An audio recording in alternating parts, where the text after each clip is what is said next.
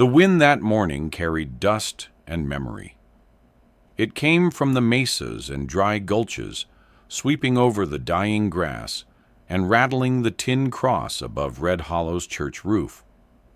Folks said the wind had a voice if you listened long enough, a whisper of all the things the desert had buried and refused to forget. That morning, it carried her footsteps. The woman came walking down from the ridge, sunburned, thin, wearing a tattered gray shawl that used to be white. Her hands were red, where the rope had bitten. Around her neck, someone had nailed a wooden tag, crudely carved blackened letters that read, "Thief." She didn't hide it, didn't tear it off, just kept walking past the dry creek toward the settlement that had once been her home. Children stopped their play. A shopkeeper leaned on his broom. A preacher's wife crossed herself. And behind them all, at the end of the main street, a man with a broken arm watched from his porch, a rancher named Eli McCrae, who had buried his wife 10 winters ago and his daughter the spring after. He thought the woman was a ghost because she had the same eyes, storm gray and steady, as the girl he once lost to fever and mercy. She reached the square, stopped at the well, and drank. Her fingers trembled, but not from fear. From thirst, and maybe from remembering how the water used to taste before the town turned its back on her. Someone spat. Another muttered, "Don't she got shame?" Eli stood up. His boots hit the porch like the sound of judgment. He limped forward, sun catching the gray in his beard. "You best keep moving," he said. "There ain't nothing here for the likes of you." The woman looked up, slow and deliberate.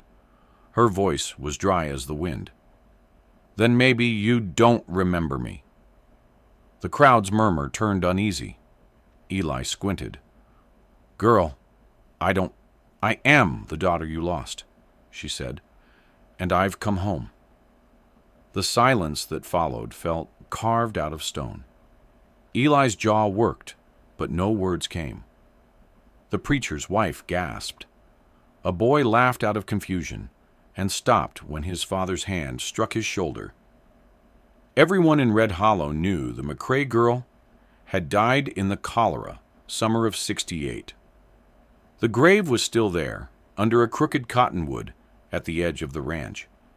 But this woman, thin, scarred, rope-burned, was alive, standing under the same merciless sky, and the shame tag swung against her throat like a curse she refused to remove. That night, the gossip rolled through town like thunder. "Eli's ghost come back." "No, some drifter playing him cruel." Or maybe the devil's own jest. But Eli didn't drink that night. He sat on his porch, staring at the dark ridge, wondering if God could make mistakes that looked like mercy. And when the coyotes began their howling, low, far off, he thought he heard a second sound carried in the wind, the soft rhythm of bare feet walking towards the old barn. The dawn came, gray and unkind, laying light over a town that pretended not to stare. Eli McCrae saddled his horse before breakfast, though his hands shook enough that he had to tie the cinch twice. The smell of rawhide and dry hay filled the barn, grounding him in something real. He didn't pray. Not anymore. But he looked up once, as if to ask the rafters what kind of world sends a dead daughter walking home with a rope burn on her neck. He found her there, curled up near the feed trough. The shawl had slipped down to her elbows. The brand showed through the torn cloth, a half-burned mark on her shoulder blade, in the shape of a broken horseshoe. His stomach turned. That brand wasn't ranch stock. It was the mark used by the U.S. Marshal's outpost to brand prisoners who escaped before serving their sentence. It was their way of saying, "You will carry your crime longer than your chains." He knelt beside her, the boards creaking, You'd best start talking, girl. She stirred, eyes blinking against the morning light. Her voice came slow, steady, and hollow. They said I stole a horse from a man who beat me near to death. Said I ran from the gallows before the noose could find my neck. Said I bewitched a marshal's boy when all I did was beg him not to look at me that way. Eli stared. The words hung heavy in the air. "And what's your name now?" he asked, quieter than before. "Mara," she said. Then, with a flicker of a smile that didn't reach her eyes, "Same name you gave me once." He should have thrown her out right then, sent her down the trail before the town could see his weakness. But instead, he found himself reaching for the water pail and pouring her a tin cup. She drank slow. Her lips trembled once, then steadied. Eli said nothing for a long time. Then he spoke, voice low, almost to himself. "They buried you under the cottonwood. I stood there 3 days waiting for you to breathe." Mara's eyes softened. "Maybe you did. Maybe I did breathe, and the earth just let me go later." Something in him broke at that. Not like glass, but like ice thawing in spring, painfully slow. By noon, word spread that Eli had taken the branded woman into his barn. By sunset, the preacher came riding up the lane. He was a thin man, with a red face and a Bible that looked more like a weapon. "Eli," he called out, "you got company in your barn, ain't fit for Christian soil."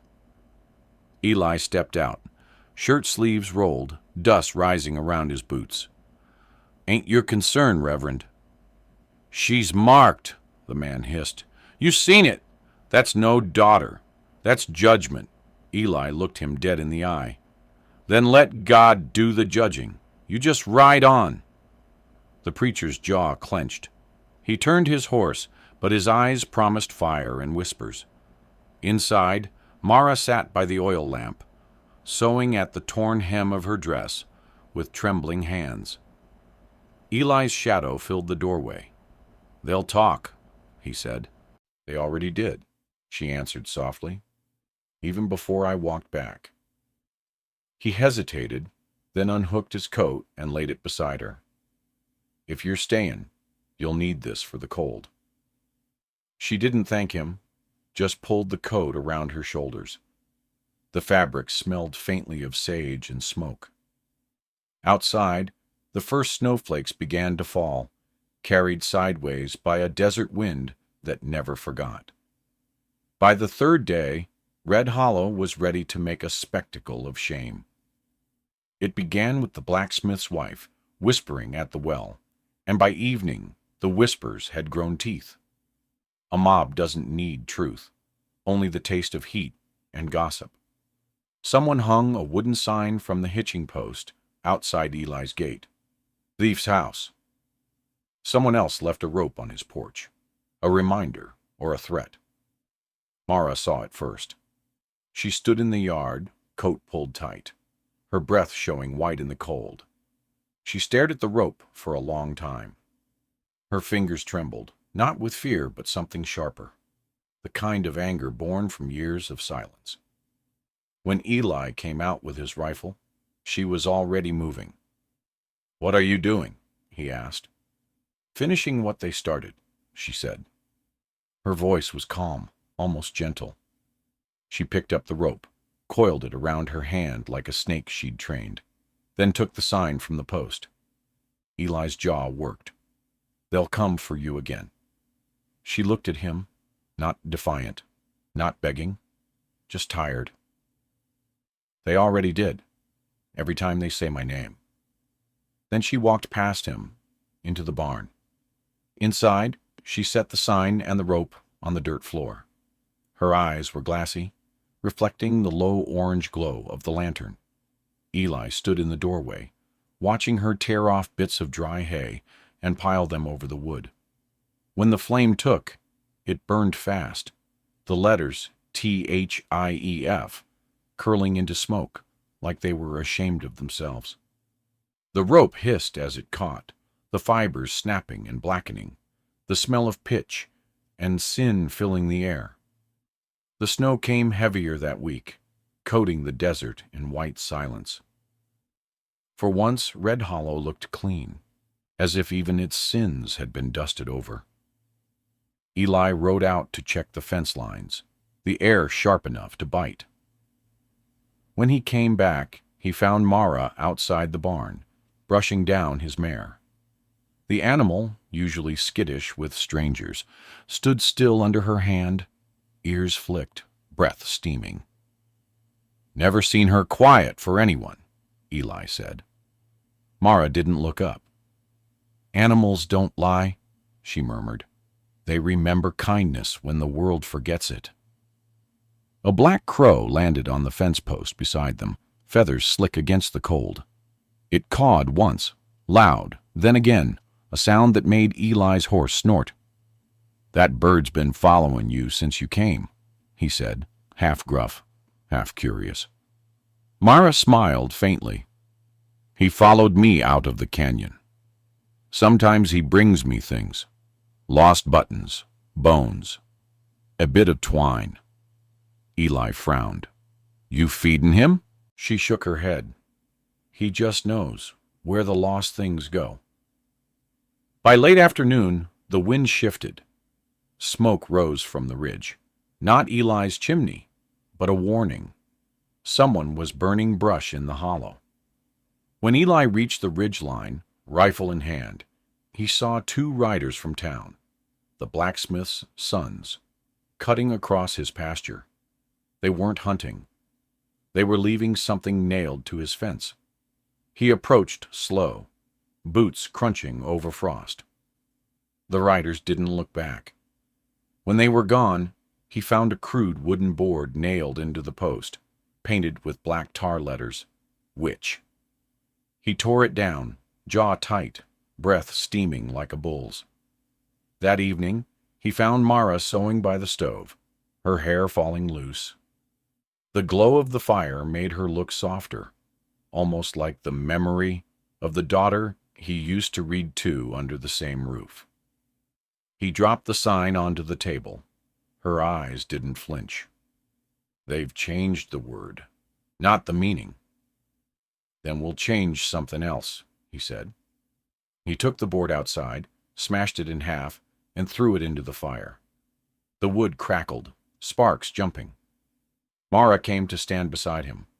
Her eyes reflected the flames. "Why are you helping me, Eli?" she asked quietly. "You don't even know if I'm telling truth." He looked at her, face shadowed. "Don't matter. I seen enough hangings in my life to know when a person's been punished for nothing." The crow cawed again from the fence, harsh and sudden. Mara turned to look.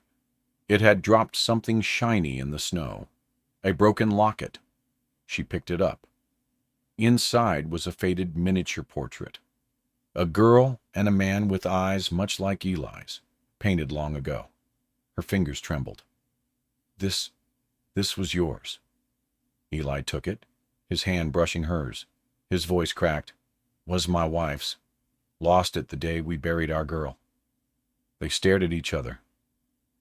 For a moment time folded, grief recognizing grief. That night, the wind rose, and the barn door rattled like an old man's lungs. Eli dreamed of a river running backward, carrying everything he'd lost.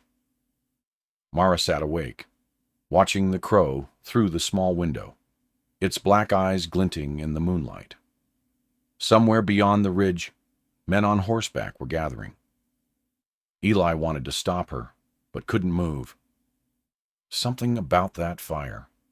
It wasn't just wood burning. It was years of things neither of them could name. Mara's face glowed orange in the firelight. She whispered, not for him to hear. "They branded me, so I'd never forget what they saw. But I'll remember what I was before they did."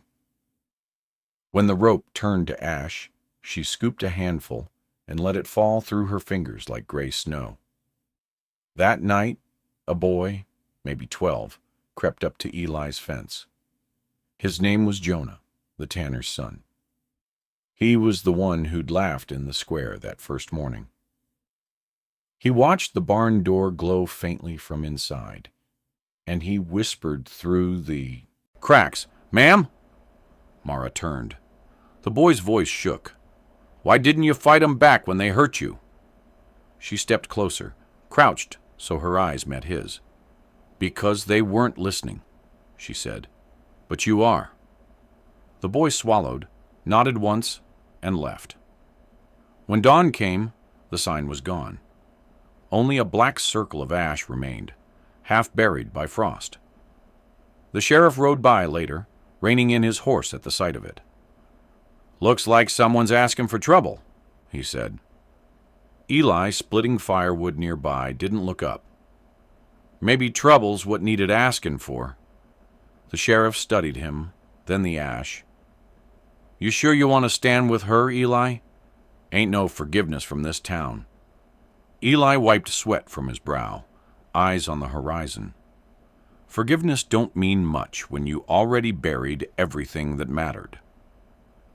That night, Mara stood outside the barn, the cold biting at her cheeks. The sky above was deep blue and endless, stars scattered like dust. She felt the scar on her shoulder ache as if it remembered the fire. But for the first time, she didn't hide it. The first sound was the horse's snort, deep, uneasy. Then came the dull thud of hooves on frozen earth. Slow at first, then many. Eli woke before the second knock hit the door. He was already halfway to his rifle when the third came. Not a knock, but a boot heel. Heavy, intentional. He motioned to Mara, who stood in the glow of the dying fire, her face pale against the dark. "Back of the barn," he whispered. "Stay low." But she didn't move. Outside, men muttered. 6, maybe 7 voices. Eli recognized a few. The sheriff, the blacksmith's boys, the preacher. One torch hissed against the cold wind. "Eli," the sheriff called out, his voice thick with whiskey. "We come peaceable. Just hand over the girl."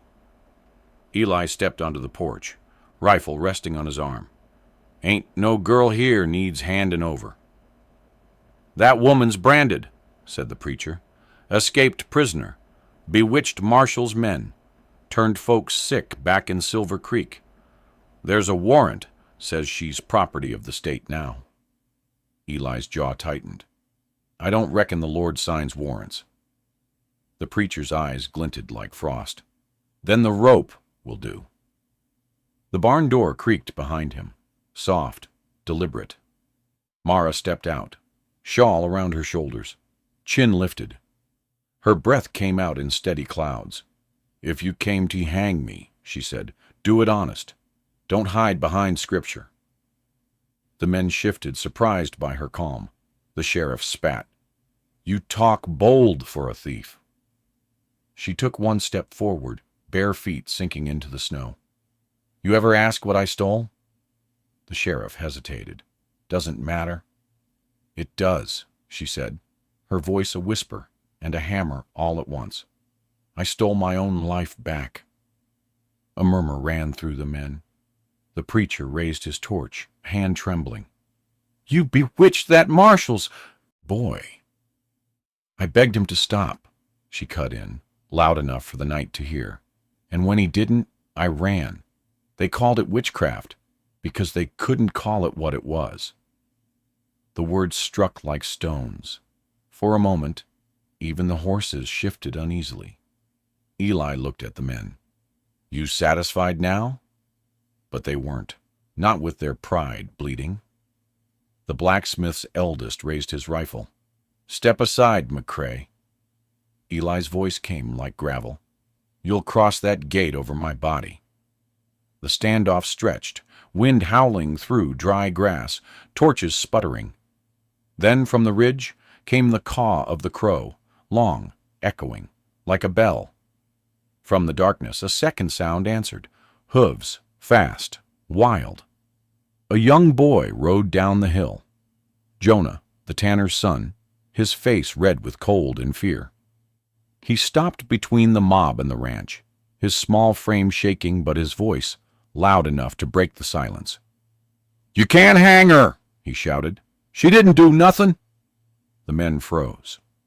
A child's voice has a way of cutting through lies like truth does. "Go home, boy," the sheriff warned. Jonah didn't move. "You said God sees everything. Then let him see this." The preacher's torch shook. The sheriff lowered his gun. Eli seized the pause. "You heard the boy. This ends now." The men looked at one another, shame creeping under their coats. The blacksmith's sons turned first, muttering curses that sounded more like excuses. Then the preacher, face gray, spat into the snow and rode off. Only the sheriff lingered, eyes heavy. "You'll regret this, Eli," he said finally, before turning into the dark. The silence after they left was thick as smoke. Mara sank to her knees, not in fear, but in something deeper, exhaustion that had nowhere else to go. Eli knelt beside her. "You all right?" She nodded once. "They'll be back." He glanced at the horizon, where the torches disappeared one by one. "Then we'll be ready." The crow cawed once more and flew to the barn roof, watching over them like an omen that hadn't decided whether it meant mercy or doom. That night, the desert held its breath. No wind, no coyotes, just the smell of frost and something waiting. Eli sat by the stove, sharpening his knife, though he wasn't sure why.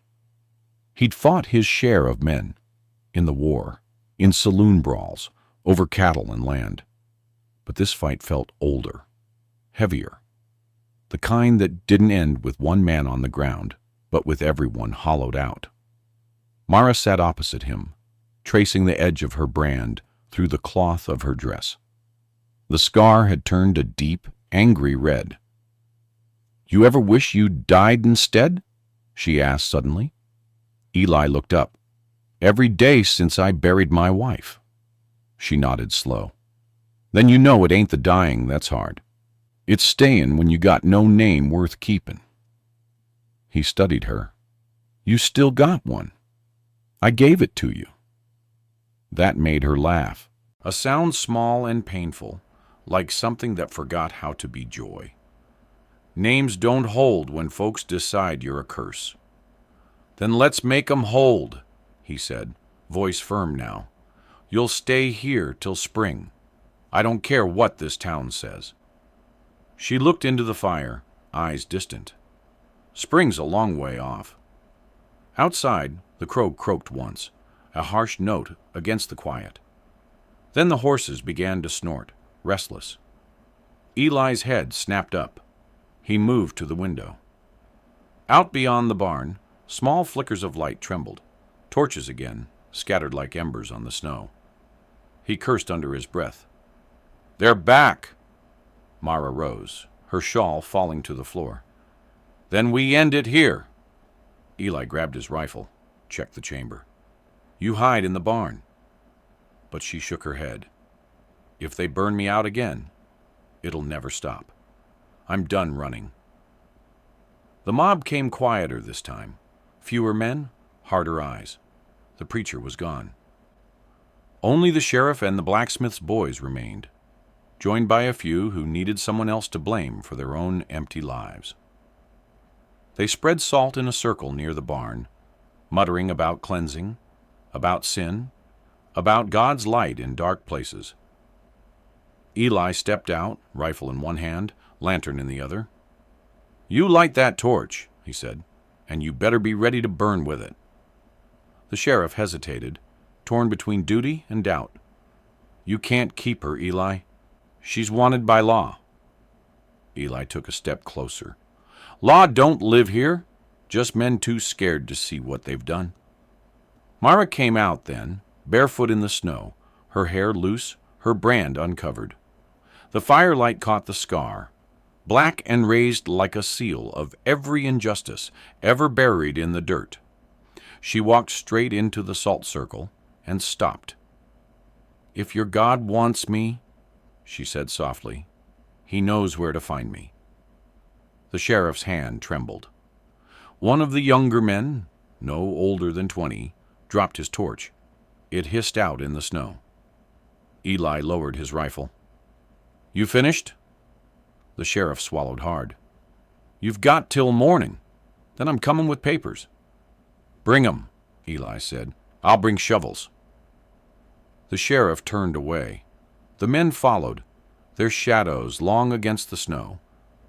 When they were gone, the fire burned low. Mara stood in the circle, staring at the salt glittering under the torchlight. She bent down, scooped a handful, and let it fall through her fingers, like she'd done with the ashes before. Eli watched her. "Why'd you let 'em see you like that?" She met his eyes. "So they'll remember me when they pray." He didn't know whether to call it courage or madness. Maybe both. Before dawn, the crow returned to the roof with something in its beak, a small piece of charred rope. It dropped it at the barn door and flew off toward the mountains. Mara picked it up, closed her hand around it. "Let it go," Eli said. She nodded, but didn't. The dawn came slow, pink and brittle, bleeding into the frost. Eli hadn't slept. He sat at the edge of the porch with the rifle laid across his knees, watching the light rise like something that didn't trust the land anymore. Mara came out wrapped in his old coat, her breath misting. "They'll be here soon," she said. "I know. You could still send me off, North Trail, maybe to the mining camps. No one'd follow." He shook his head. "They'd call me coward, and I've lived too long to die scared of liars." By the time the sun broke the ridge, the sheriff was already on the trail. He rode alone this time, no preacher, no mob, no sons of anyone else. The snow squeaked under his horse's hooves. His face was drawn, eyes hollow from a night that had stretched longer than the law. When he reached the ranch, Eli was waiting by the fence, hat low, steam rising from his horse's back. "Morning, Tom," Eli said. "Morning," the sheriff replied, voice cracked. "I got a warrant signed in Silver Creek. Says she's to be taken back for judgment." Eli looked at the paper but didn't reach for it. "And what's your judgment?" The sheriff hesitated. "I seen men hang for less. But I also seen guilty ones walk free 'cause they were white or rich or loud enough. Then what's she to you?" "Trouble," he said, "and I'm tired of trouble." Mara stepped out of the barn. The crow perched on the fence beside her, like a shadow that refused to leave. Her face was calm, but her hands were clenched at her sides.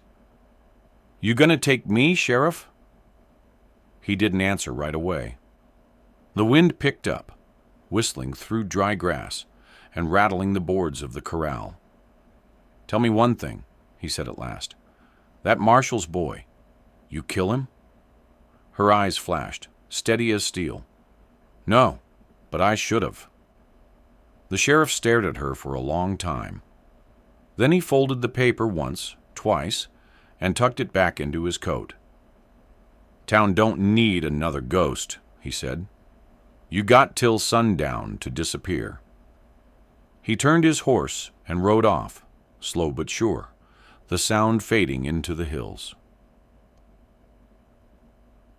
Eli watched him go, then turned to her. "You heard him. We'll pack what we can." But Mara didn't move. Her gaze was fixed on the cottonwood at the edge of the ranch, the one that had marked her grave. "Not yet," she said. She walked out across the snow, each step sinking into the crusted ground. When she reached the tree, she knelt and brushed away the frost from a small wooden cross leaning half-broken in the dirt. It bore her name. Mara McCrae, 1850 to 1868. Eli came up behind her, silent. "You never fixed it," she said. "Couldn't," he answered. "Didn't feel right." She traced the carved letters with her fingers, the wood worn smooth by years of wind. "Then let's fix it now." Together, they pulled the cross up from the frozen earth. The wood cracked once, but held. Mara carried it back toward the house. Eli fetched the spade and dug a new hole by the barn, near the fence where the crow always perched. They planted it there, not as a grave this time, but as a marker of what wouldn't die. Mara stepped back, her brand exposed to the sunlight. For the first time, she didn't cover it. Eli watched her, something old and wordless stirring in his chest. "You sure you want to stay?" he asked. She nodded.